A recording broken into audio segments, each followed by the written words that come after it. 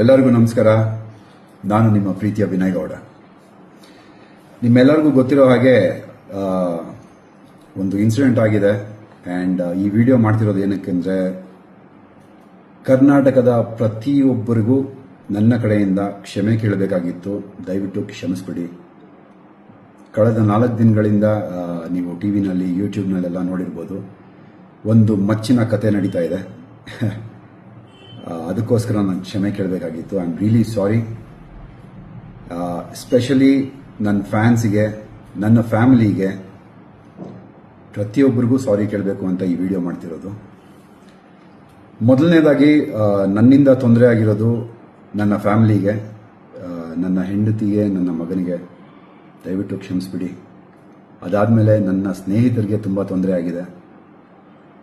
ಚೇತನ್, ಶಂಕರ್, ಸೀನಾ, ಸಾಕಷ್ಟು ಜನರು ದಿನ ರಾತ್ರಿ ಅಂತ ನೋಡ್ದಿರ ಜೊತೆಯಲ್ಲಿ ನಿಂತ್ಕೊಂಡು, ಪೊಲೀಸ್ ಸ್ಟೇಷನ್ ಹತ್ರ ನಿಂತ್ಕೊಂಡು, ಸೆಂಟ್ರಲ್ ಜೈಲ್ ಹತ್ರ ನಿಂತ್ಕೊಂಡು ನಮಗೋಸ್ಕರ ಕಾಯ್ಕೊಂಡಿದ್ದು ತುಂಬ ತುಂಬ ತುಂಬ ಹೆಲ್ಪ್ ಮಾಡಿದ್ದಾರೆ.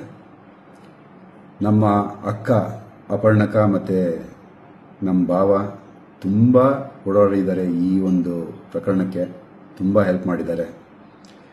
ಆ್ಯಂಡ್ ನನ್ನ ಪ್ರೀತಿಯ ಮಾಧ್ಯಮ ಮಿತ್ರರಿಗೆ ಕ್ಷಮೆ ಕೇಳಬೇಕಾಗಿದೆ. ದಯವಿಟ್ಟು ಕ್ಷಮಿಸ್ಬಿಡಿ. ನನ್ನಿಂದ ತಪ್ಪಾಗಿದೆ ಅಂದರೆ ಒಂದು ಮಾಡಬಾರ್ದಂಥ ಒಂದು ಮಚ್ಚನಿಟ್ಕೊಂಡು ಮಾಡಿರೋ ವಿಡಿಯೋ ಇಂದ ಇಷ್ಟೆಲ್ಲ ತೊಂದರೆ ಆಗಿತ್ತು. ಸೊ ದಯವಿಟ್ಟು ಕ್ಷಮಿಸಿ. ನಿಮಗೆಲ್ಲರಿಗೂ ತೊಂದರೆ ಕೊಟ್ಟೆ.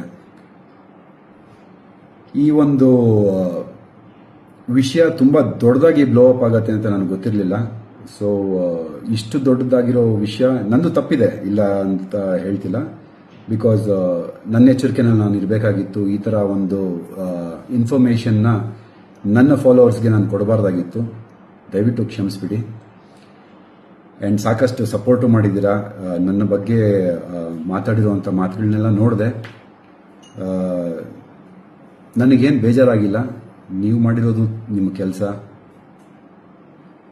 ನನ್ನ ಕಡೆಯಿಂದ ಕ್ಷಮೆ ಇರಲಿ ಅಂತ ನಾನು ಕೇಳ್ತಾ ಇದ್ದೀನಿ.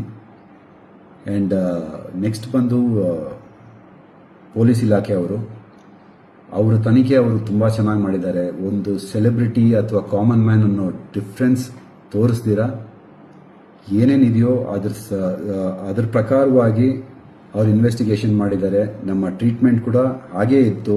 ಒಬ್ಬ ಕಾಮನ್ ಮ್ಯಾನ್ಗೆ ಹೇಗೆ ಟ್ರೀಟ್ ಮಾಡಬೇಕೋ ಹಾಗೇ ಟ್ರೀಟ್ ಮಾಡಿದ್ದಾರೆ. ದಯವಿಟ್ಟು ಅವ್ರ ಮೇಲೆ ಯಾವುದೂ ಅಲಿಗೇಷನ್ಸ್ ಮಾಡಬೇಡಿ.